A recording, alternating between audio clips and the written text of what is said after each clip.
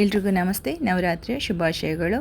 ಇದು first day vlog. ಇವತ್ತು colour yellow. ಶೈಲಪುತ್ರಿಯ ದಿನ ಇವತ್ತು. ದೇವಿ ಶೈಲಪುತ್ರಿಯ ಅಂದರೆ ಮಗಳ ಸ್ವರೂಪದ ದೇವಿ ಅಂತೇಳಿ ಅರ್ಥ.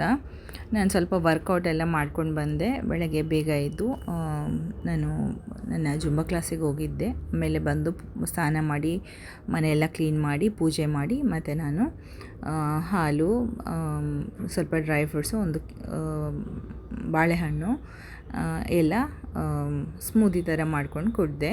ನಾನು ವ್ರತ ಅಂತೇಳಿ ಪರ್ಫೆಕ್ಟಾಗಿ ಏನು ಮಾಡೋದಿಲ್ಲ, ಮಾತ್ರ ಸ್ವಲ್ಪ ಕಡಿಮೆ ಆಹಾರ ಸೇವಿಸ್ತೇನೆ.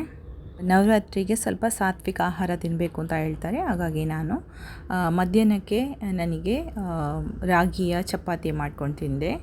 ಇದು ನನಗೆ ಮಾತ್ರ, ಮಕ್ಕಳಿಗೆಲ್ಲ ಬೇರೆ ಮಾಡಿಕೊಟ್ಟೆ.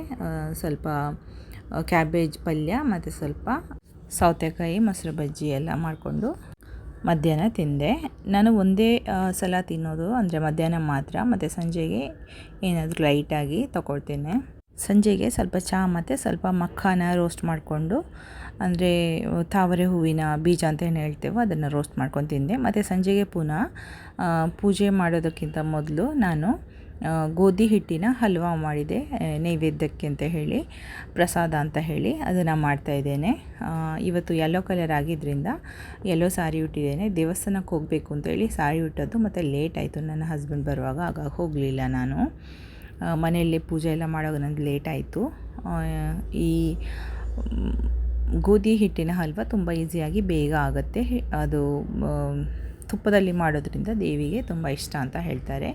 ಹಾಗಾಗಿ ನಾನು ತುಪ್ಪದಲ್ಲಿ ಗೋಧಿ ಹಿಟ್ಟಿನ ಹಲ್ವ ಮಾಡಿದೆ. ಈ ಗೋಧಿ ಹಿಟ್ಟು ನಂದು ಸ್ವಲ್ಪ ಚಪಾತಿ ಮಾಡೋ ಹಿಟ್ಟಾಗಿತ್ತು. ಇಲ್ಲಾಂದರೆ ಸ್ವಲ್ಪ ದೊಡ್ಡ ದಪ್ಪ ದಪ್ಪ ಇರೋ ಹಿಟ್ಟಾದರೆ ಅದು ತರಿಯಾಗಿ ತುಂಬ ಚೆನ್ನಾಗಿ ಬರುತ್ತೆ. ಇದು ಒಳ್ಳೆಯದಾಗುತ್ತೆ, ಮಾತ್ರ ಅದು ಇನ್ನೂ ಒಳ್ಳೆಯದಾಗುತ್ತೆ. ಅದರ ಟೆಕ್ಸ್ಚರ್ ಒಂದು ದಾನ ಟೆಕ್ಸ್ಚರ್ ಬರುತ್ತೆ, ಒಂದು ಕಾಲಿನಾಗೆ.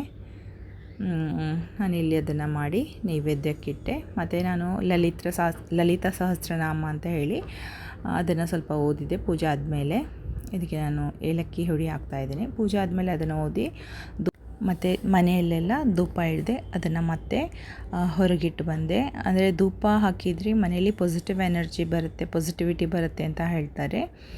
ನಾವು ಯಾವತ್ತು ದೇವರಿಗೆ ನೈವೇದ್ಯ ಮಾಡಿದ್ರೆ ಅದರಲ್ಲಿ ಒಂದು ತುಳಸಿಯ ಎಲೆಯನ್ನು ಇಟ್ಟು ಕೃಷ್ಣ ಅರ್ಪಣಮಸ್ತು ಅಂತ ಹೇಳಬೇಕು, ಅಂದರೆ ಕೃಷ್ಣನಿಗೆ ಅರ್ಪಣೆ ಅಂತೇಳಿ. ಅದರಲ್ಲಿ ನಾವೇನು ಮಾಡಿದ್ರಲ್ಲಿ ಏನಾದರೂ ತಪ್ಪಿದರೆ ಅದು ಕ್ಷಮೆ ಆಗುತ್ತೆ ಅಂತೇಳಿ ಅದರ ಅರ್ಥ ಅಂತೆ. ಈಗ ಎಲ್ಲ ಆಗಿ ನನ್ನ ಪೂಜೆ ಎಲ್ಲ ಆಯಿತು. ಮತ್ತು ನಾನು ಒಂದು ಹಣ್ಣು ತಿಂದೆ. ರಾತ್ರಿ ಊಟ ಮಾಡೋದಿಲ್ಲ, ಒಂದು ಹಣ್ಣು ತಿನ್ನೋದಷ್ಟೇ. ನನಗೆ ಪ್ರಾಪರಾಗಿ ಕ್ರಮಬದ್ಧವಾಗಿ ಎಲ್ಲ ಮಾಡೋದಕ್ಕೆ ಬರೋದಿಲ್ಲ, ನನಗೀಗ ಬರುತ್ತೋ ಹಾಗೆ ನಾನು ಮಾಡಿದೆ ಅಷ್ಟೇ. ನನಗೆ ಈ ವ್ಲಾಗ್ ಇಷ್ಟ ಆಗಿದ್ದರೆ ದಯವಿಟ್ಟು ಸಬ್ಸ್ಕ್ರೈಬ್ ಮಾಡ್ಕೊಳ್ಳಿ, ಶೇರ್ ಮಾಡಿ, ಕಮೆಂಟ್ ಮಾಡಿ ನೀವು ಹೇಗೆ ಪೂಜೆ ಮಾಡಿದ್ದೀರಾ ಅಂತ ಹೇಳಿ. ಇಷ್ಟ ಆಗಿದ್ದರೆ ದಯವಿಟ್ಟು ಸಬ್ಸ್ಕ್ರೈಬ್ ಖಂಡಿತವಾಗಿ